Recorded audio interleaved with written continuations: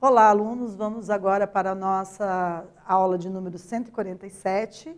Hoje a gente vai trabalhar um assunto inovador para vocês. Eu sou a professora Rosa Helena Bueno, de Língua Portuguesa. Estou junto aí, auxiliando os alunos do 7º ano com os conhecimentos aí na nossa área de letras de língua portuguesa. Parabenizo mais uma vez por estarem aí atentos, cuidando do intelecto de vocês, ok? Então vamos ver quais são os nossos objetivos para a aula de hoje. Então a gente vai agora analisar um pouco as características, né, da notícia, dos cartazes, como que alguns elementos textuais misturam ali, são híbridos, né, misturando o discurso verbal, a linguagem verbal e a linguagem não verbal, como que isso contribui para a compreensão do todo, né? Vamos refletir sobre como se apresentam, né, a notícia e cartaz de campanha integrados, né, de forma conjunta, e identificar diferentes linguagens de que trata o mesmo tema. Vamos lá, então? Nossa, que pesado, professora, já começou assim já. Então, vamos começar assim, refletindo sobre determinadas situações que são importantes a gente refletir, analisar, pensar e fazer a prevenção, principalmente fazer a prevenção no nosso dia a dia, né? Então, a gente tem aqui, né, uma imagem bem sugestiva do Aedes aegypti, né? Só que isso está em formato de homem. Então, existe uma ironia aqui, né, bem elaborada pela pessoa que teve a brilhante ideia de fazer aqui esse cartaz, né? E essa pessoa parece, né, pelas condições do ambiente onde ela se encontra e que foi feita a foto, dá a impressão que ela está ali, talvez numa delegacia de polícia, né? É como se ela estivesse numa condição de pessoa acusada por ter cometido algum ato ilícito, certo? E ali na sequência, com relação aos elementos da linguagem verbal, nós temos a seguinte frase: ele já matou muita gente e pode estar solto pelas ruas. Observem lá, né, que é bem sugestiva também, né, como se fosse ali um carimbo desses utilizados nos boletins de ocorrência, nesses documentos ali, né, que estão presentes nas delegacias de polícia. E na sequência a gente tem também, como elementos do discurso verbal, a seguinte frase: o mosquito da dengue é um inimigo perigoso. Para saber como eliminá-lo, converse com o farmacêutico deste estabelecimento. Então, vocês têm aí várias imagens, ilustrações, né, composições de desenhos que contribuem para a gente fazer uma leitura do todo, né, nesse contexto de enunciação, fazendo, né, ali uma alerta à população sobre os males que esse sim pode causar, né?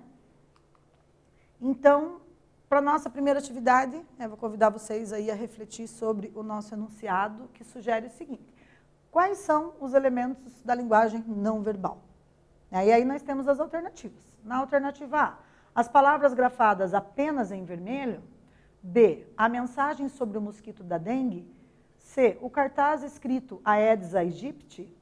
D, a ilustração do homem com cabeça, asas, bico, antenas, representando o mosquito da dengue. Um tempo e a gente já volta para verificar.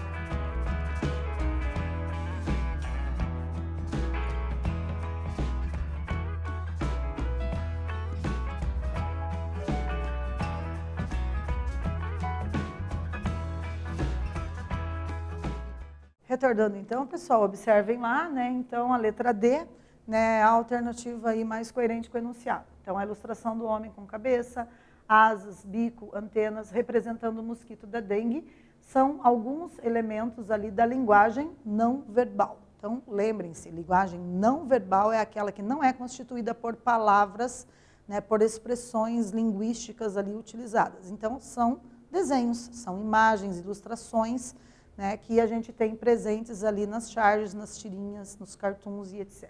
Ok?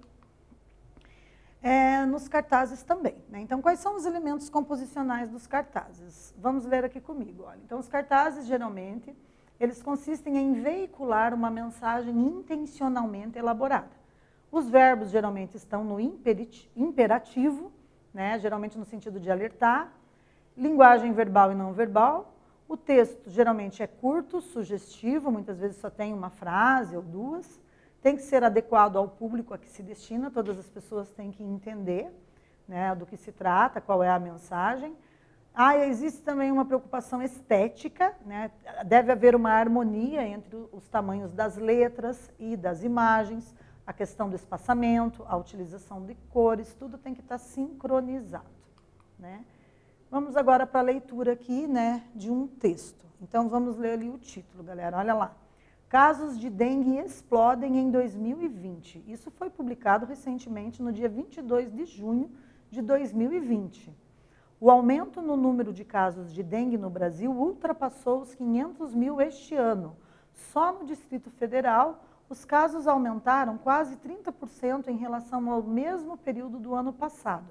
A doença, que é transmitida pelo mosquito Aedes aegypti, apresenta sintomas como febre, dor no corpo e náuseas, segundo a médica Letícia Wutke. Para evitar a proliferação do mosquito, é importante que a população tome algumas medidas preventivas. Mais informações na reportagem de Lívia Torres, da Rádio Senado. Fonte, Agência Senado, e aqui embaixo vocês têm disponível, né, em determinada página da internet, está aqui a referência para consulta, para poder ler na íntegra esse texto, ok? Então, vamos para a nossa segunda atividade, né? Então, observem lá que a gente retoma, né, o texto que acabamos de ler e vem aí a pergunta para vocês. Qual o tema principal da notícia que lemos? E aí, qual que vocês acham que é, assim, predominante o assunto de uma forma geral, presente nesse texto? Um tempinho para pensarem e responderem.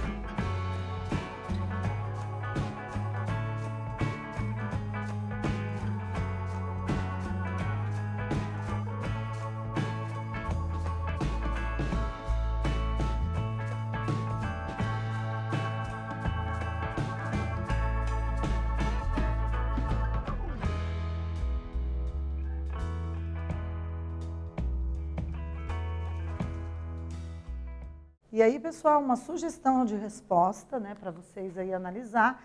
Não quer dizer que se a resposta que vocês elaboraram aí possa estar errada, né? Não quer dizer que está errado. Aqui é só uma sugestão, tá? Então, qual que é o tema? Qual que é o assunto da notícia? Então, a gente aí tem uma notícia que se refere ao aumento dos casos de dengue, uma situação bem grave no nosso país, né? Então, esse texto chama a atenção para o fato de que mais de 500 mil pessoas foram contaminadas em 2020, né, gente? E aí, o que a gente observou lá do texto? Que pelos detalhes dos sintomas, quando a pessoa está contaminada com a dengue, são sintomas muito parecidos com a gripe. E tendo em vista o nosso contexto pandêmico que a gente vivencia atualmente, né, se a gente for considerar que também os sintomas são muito parecidos com essa gripe provocada pelo novo coronavírus, as pessoas têm que tomar, então, muito cuidado, né? Então, a gente tem tido notícias aí que alguns dos efeitos colaterais da pandemia se referem, por exemplo, ao número de pessoas que não têm procurado médico quando deveria, né? Inclusive, pessoas que muitas vezes estão contaminadas aí com a dengue e por conta de ter medo de ir aos postos de saúde, de procurar um pronto atendimento, de procurar um médico, né, por achar que nesses locais são locais que de repente há uma chance maior de contaminação, de proliferação do novo coronavírus, as pessoas às vezes optam por cuidar em casa, tomando alguns medicamentos ali que elas já têm notícia, né, que vão fazer bem para curar ali a febre e tudo mais. E temporariamente, às vezes, até esses medicamentos resolvem. Mas, a longo prazo, se a pessoa demorar muito para procurar o médico e ela estiver contaminada, por exemplo, com a dengue, ela corre o risco de entrar em óbito, como a gente tem visto acontecer aí em vários casos, né? Os casos que agora os especialistas estão chamando de efeitos colaterais da pandemia causada pelo Covid-19. Né? Então, sentiu algum sintoma diferenciado do dia a dia, não hesite em procurar o médico, é necessário. A gente precisa do apoio dos especialistas, dos médicos que estudaram, né, sobre determinados assuntos, eles vão saber como orientar. Não dá para a gente ficar se automedicando em casa, então tomar cuidado com isso, e esse texto traz essa notícia que nos serve de reflexão sobre essa questão, ok? Então, aqui a gente tem mais uma questão para analisar, né? Então, a gente agora vai convidar vocês para fazer inferência de significado de um vocábulo ou expressão dentro de uma frase, né? O que é uma inferência? Você tenta adivinhar, né, pelo conhecimento que vocês já têm, né, linguístico, pelo conhecimento das leituras que vocês vêm fazendo aí ao longo da existência de vocês, vão tentar adivinhar, fazer uma inferência de dizer, eu acho que significa isso, né? Então, a questão é, o vocábulo explodem, do verbo explodir, usado no título, manchete da notícia, poderia ser trocado sem alterar o sentido da frase por qual palavra? Letra A, ressurgem, B, aumentam ou C, começam. E aí um tempinho para vocês tentar assinalar uma das alternativas.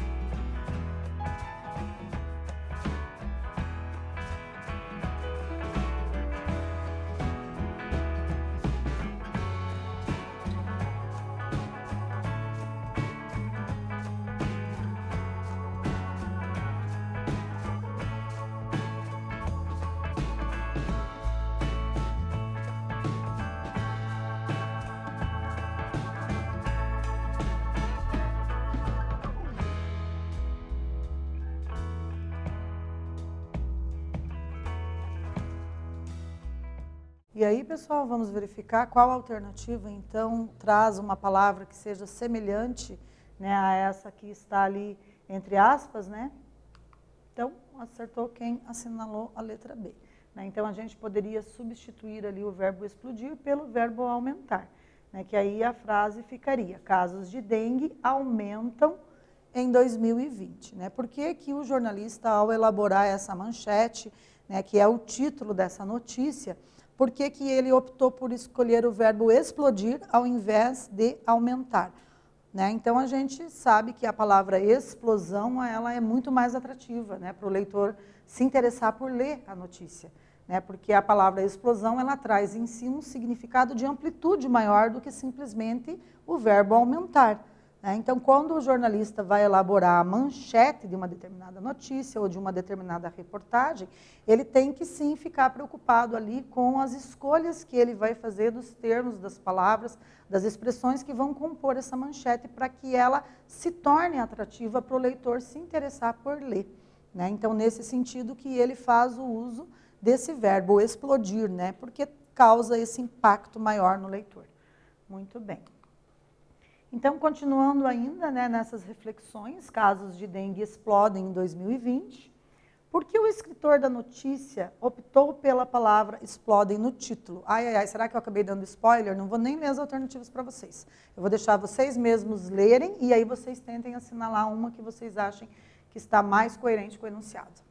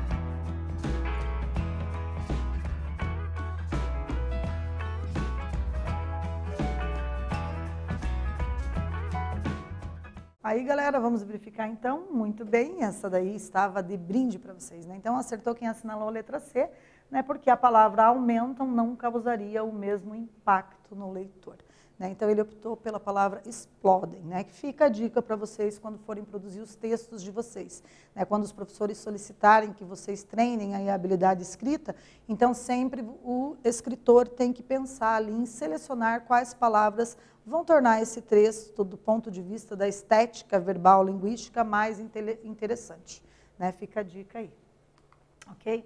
Continuando aqui as nossas reflexões sobre as características da notícia.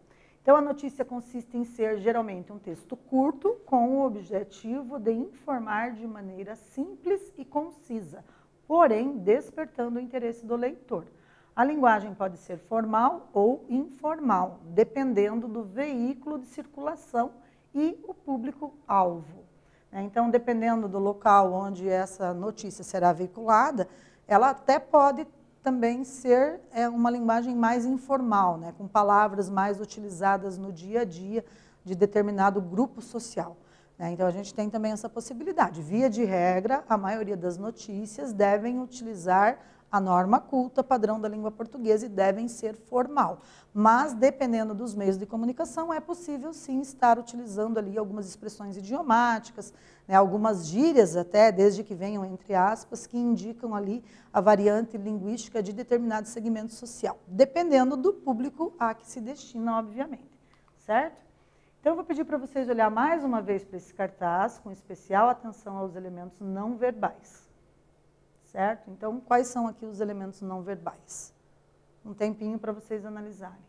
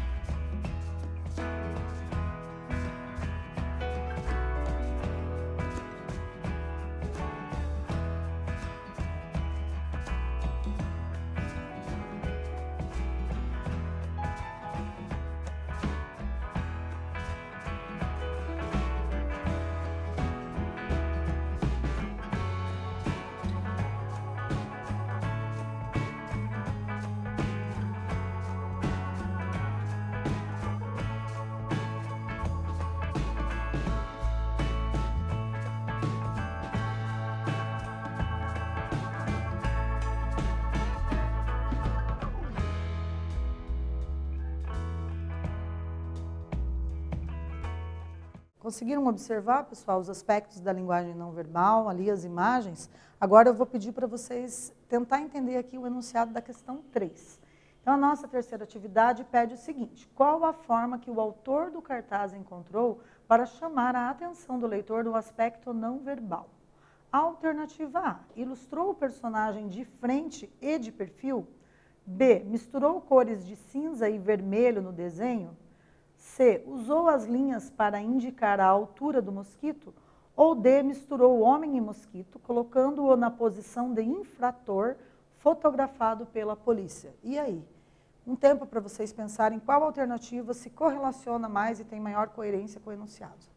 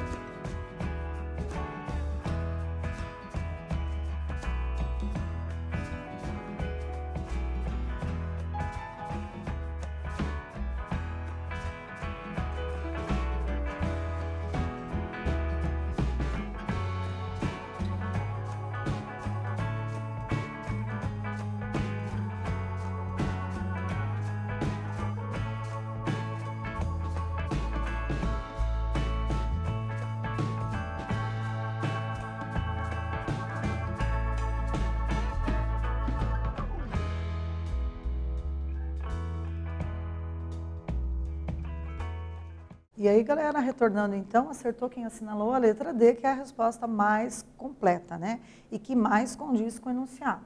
Né? Então, ela misturou ali o homem e o mosquito, colocando na posição de infrator fotografado pela polícia, né? São essas aí as características que constituem os nossos elementos da linguagem não verbal, ok? Então, agradeço imensamente aí por estarem aprendendo aí mais uma vez, né? A gente está aprofundando as características das notícias, né? Fizemos uma revisão, refletimos sobre situações, né, em que a notícia aparece juntamente com capazes de campanha, né? Nesse caso uma campanha publicitária contra a dengue, né? Alertando sobre os cuidados que devemos ter, e observamos diferentes linguagens para tratar sobre o mesmo tema, né? Tanto a notícia quanto o cartaz se referindo ao mesmo assunto. Ok? Agradeço imensamente a participação de todos, né, e envio aí um abraço virtual. Permaneçam em suas casas na medida do possível.